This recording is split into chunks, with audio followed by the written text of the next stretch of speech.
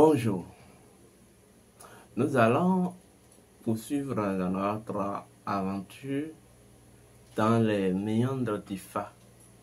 Ifa selon Orunmila, mais que je vous ai, dont vous comprenez peu à peu que cela ne s'est pas limité, cela ne se limite pas au sud d'Adiatado, et que le Fa en réalité, en tant qu'oracle, est le langage des forces.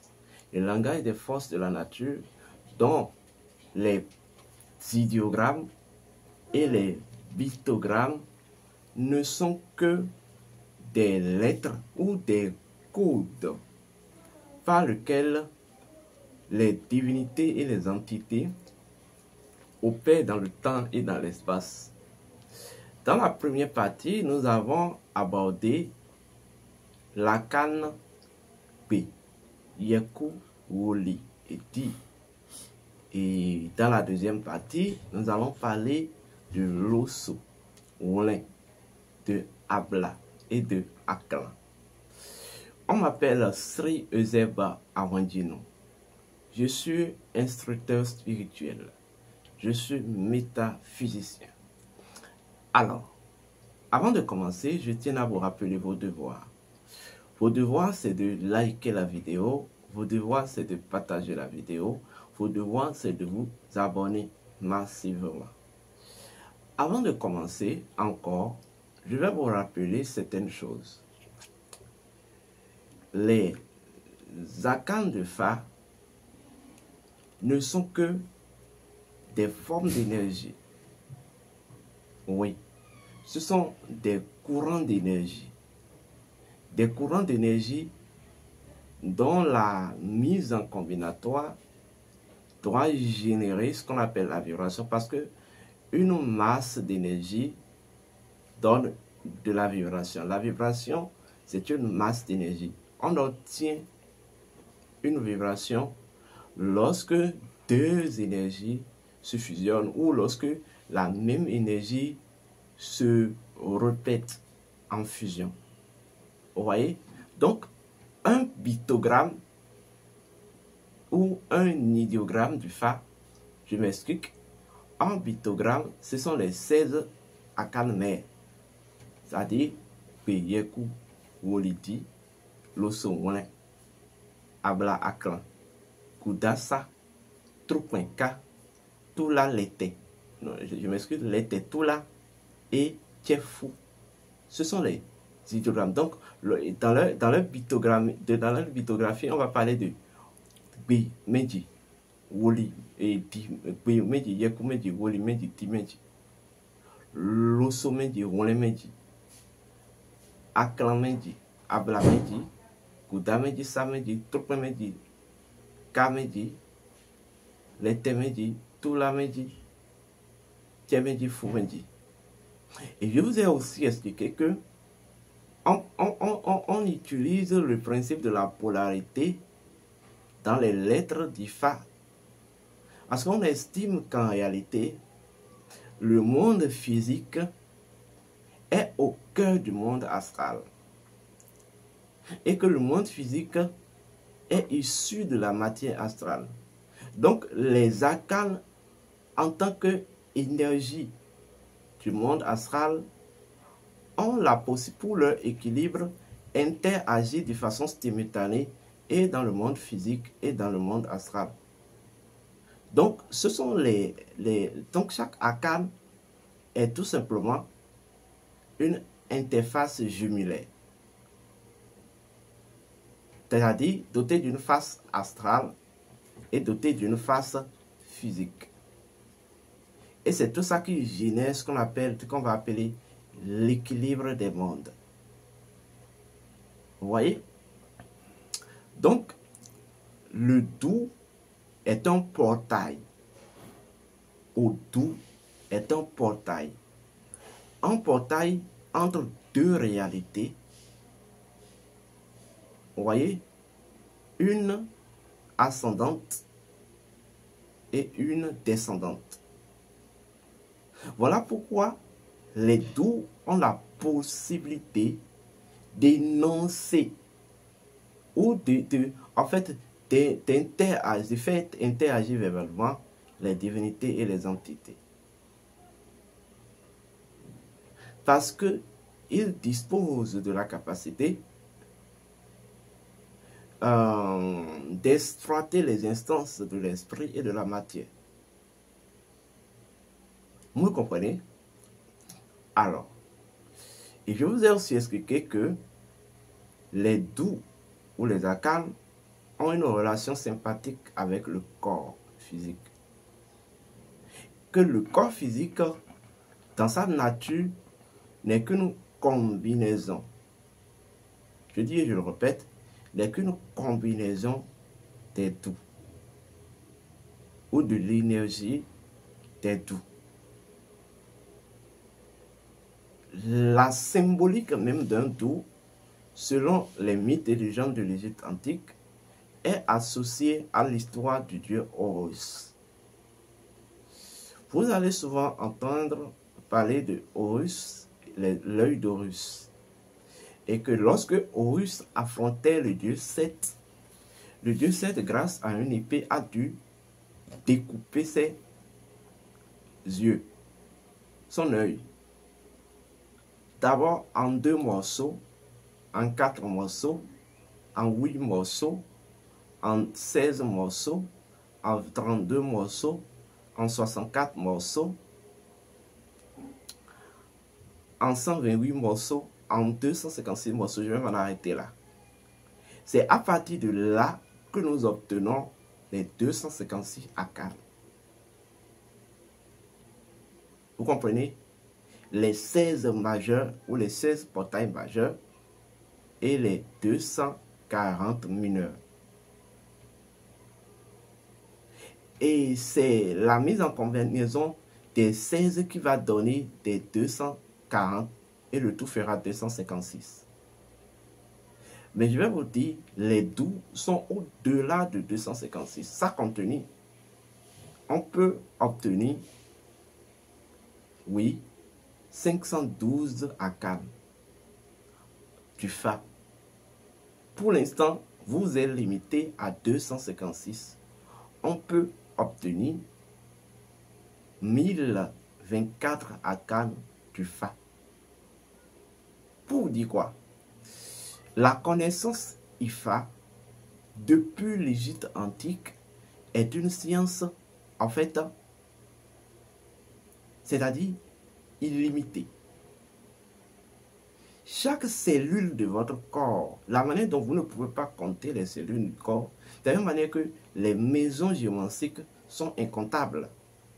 Mais pour en fait gérer le flux énergétique de cette eau entre le monde astral et le monde physique, on a dû séquencer ça en 256. Vous voyez? Et lorsque vous allez dans la constitution génétique du corps physique, le corps physique est constitué en 256 jours. Les 4 premiers jours qui vont constituer les 4 premiers signes et qui va constituer la ligne médiane et méridionale, c'est-à-dire B Aouli et Lieko Adi. Et les 252 jours restants pour compléter la marche, que ça fasse 256. Aujourd'hui, nous allons parler de l'osso. Oui, l'osso. L'osso représente un sentier. Un sentier qui est censé lier le céleste, le terrestre et le souterrain, mais de façon convergente. Vous voyez? Voilà pourquoi les initiés du Fa appellent le Losso la voie du destin. Et lorsqu'on parle de l'osso, dans votre corps physique, c'est ça qui représente la colonne vertébrale. Ou c'est ça que la colonne vertébrale représente.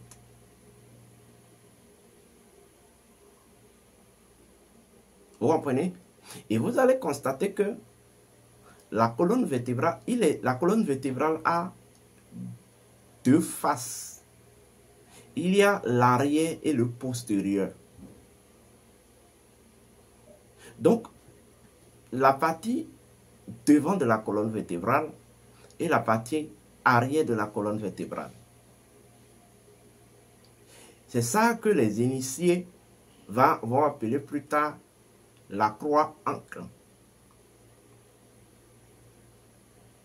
Vous voyez, qui est censé canaliser l'énergie cosmique qui doit couler du céleste, descendre dans le terrestre et s'ancrer dans le souterrain. Donc, votre colonne vertébrale, c'est le losso. Et divisé en deux donne le médi. Vous m'entendez très bien. Maintenant, le losso est lié à un autre arcane qu'on appelle le moulin. Oui. Le moulin, dans le corps physique de l'homme, c'est ça qu'on appelle les côtes. Et vous allez constater que les côtes sont intercollées à la colonne vertébrale. Vous m'entendez bien? Et alors, les côtes, dans le temps et dans l'espace, constituent cette énergie, ou cette fréquence, ou cette couche d'énergie. Vous voyez que l'intelligence du temps et de l'espace ont dû dynamiser pour générer ce que je vais appeler la matière. Voilà pourquoi même dans les arcanes, dans l'arcane moulin, les légendes qui sont associées, ils parlent de la prospérité, de la matière, tout ça, tout ça, tout ça. Vous m'entendez bien? Donc voilà pourquoi vous avez, donc pour ressortir les deux pôles du moulin, nous avons deux côtes, le côte gauche et le côte droit. Et vous allez constater que les deux côtes forment une ligne oblique. Mais tu vois les deux lignes obliques, c'est-à-dire ils forment, puisque c'est à l'intérieur d'un corps, ils forment une tangente. Vous comprenez? Une tangente.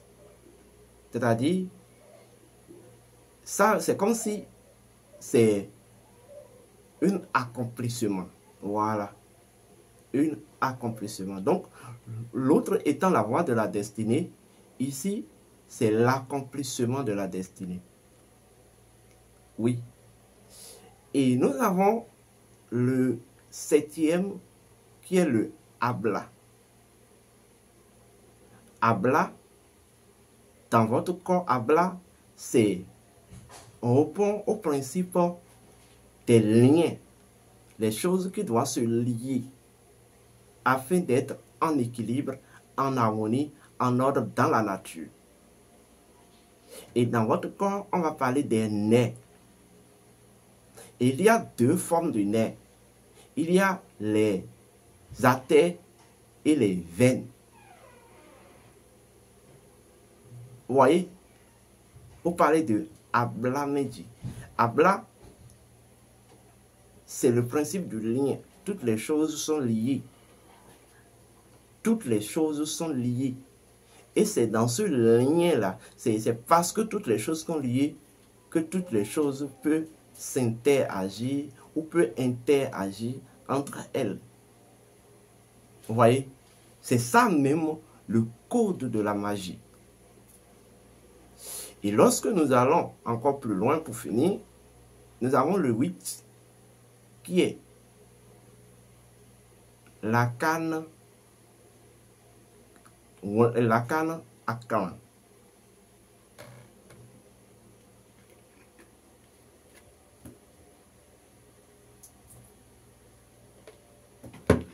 Bien. Donc, nous avons le 8 qui est l'arcane Aklan. Mais le Aklan, c'est la superposition au sein de l'espace, la superposition des pôles dans l'espace.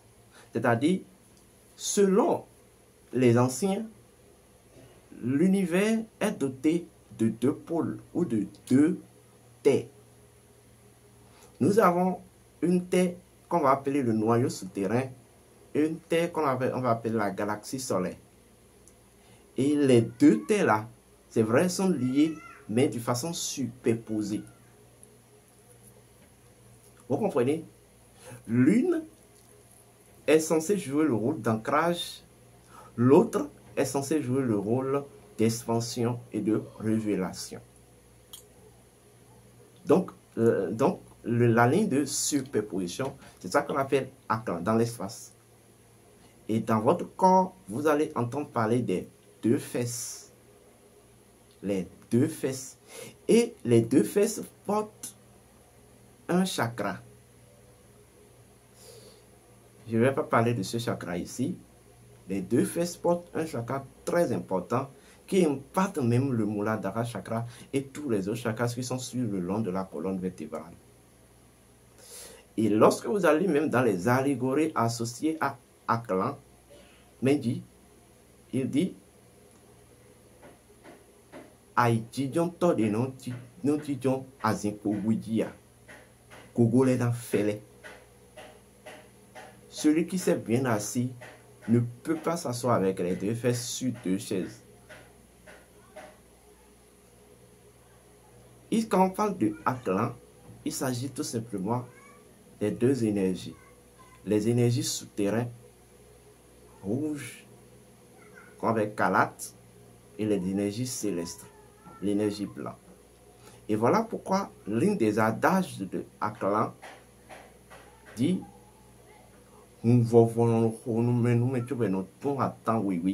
c'est-à-dire, le sang rouge peut être dans votre ventre et pourtant vous allez cracher une salive blanche pour énoncer les 2 courants d'énergie.